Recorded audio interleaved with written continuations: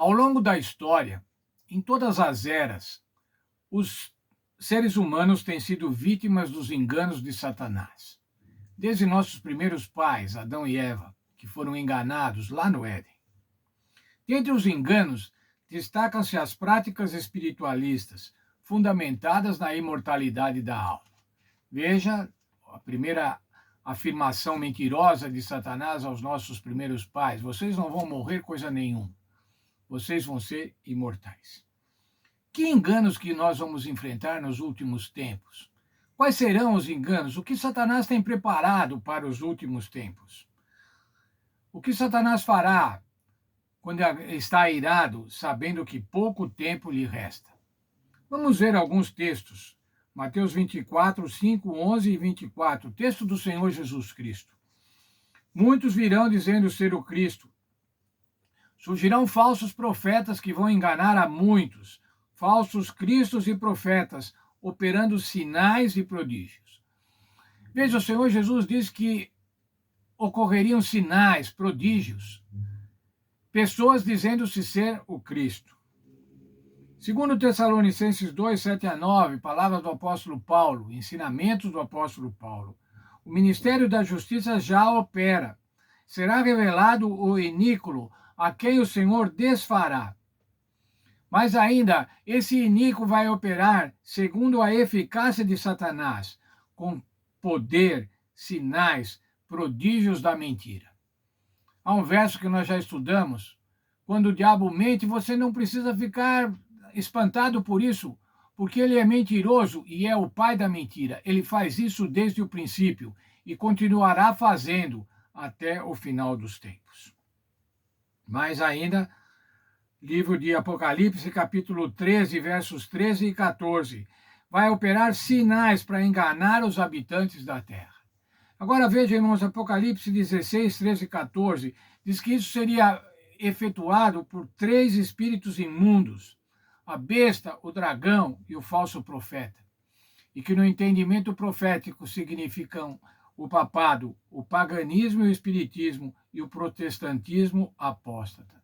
Esses 3 poderes se constituem a grande Babilônia, aquela que vai enganar no final dos tempos. Veja ainda, esses 3 espíritos imundos vão fazer sinais para congregar os reis da terra para a batalha do grande dia do Todo-Poderoso. A batalha final do grande conflito cósmico entre Cristo e Satanás. Há um texto aqui da nossa lição. O diabo usará sinais e maravilhas para enganar multidões antes da volta de Jesus. Ângelo Rodrigues declarou que o poder de persuasão dos demônios não se encontra no conteúdo da sua mensagem, mas na força das manifestações sobrenaturais. Sim, irmãos, a doutrina de Satanás não vai se fundamentar em teorias, em argumentações racionais, mas em emoção, em sinais e milagres, manifestações sobrenaturais.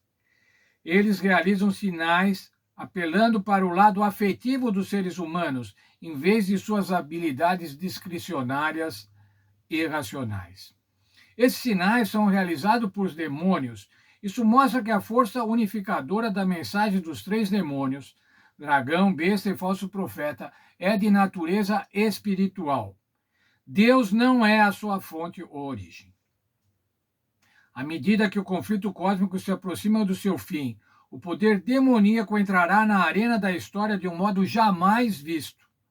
O espiritualismo, cujo fundamento é o ensino não bíblico da imortalidade da alma, quase levará o mundo cativo.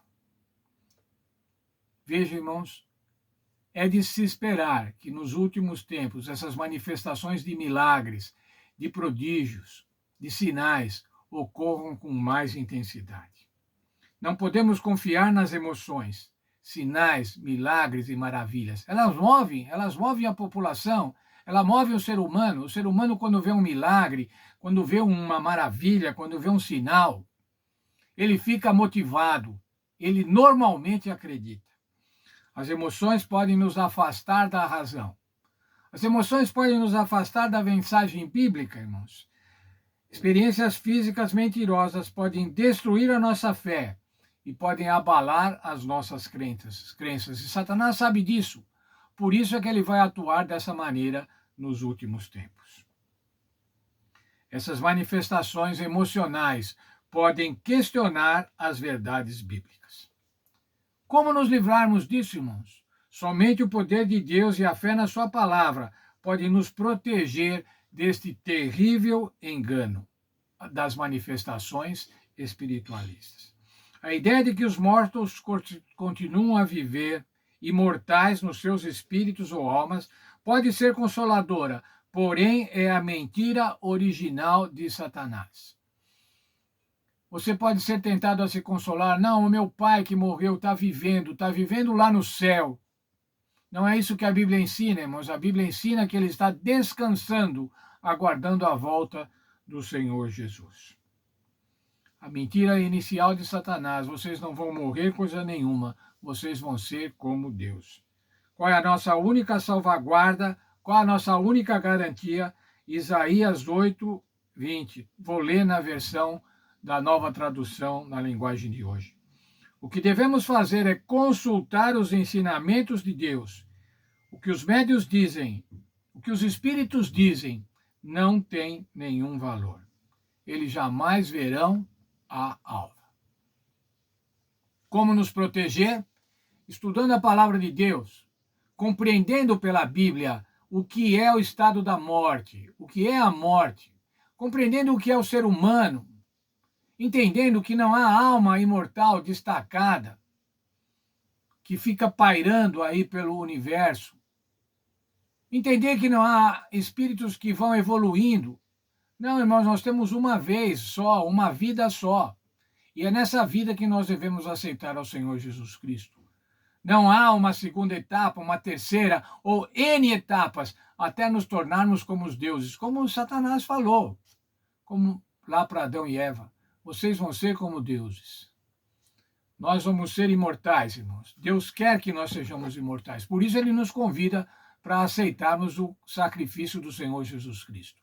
E se nós aceitarmos esse sacrifício, nós vamos receber a imortalidade, como vimos ontem. Vamos receber quando? Quando da volta gloriosa do Senhor Jesus. Que Deus abençoe e que nós estejamos lá, em pé, felizes, aguardando a volta do Senhor Jesus.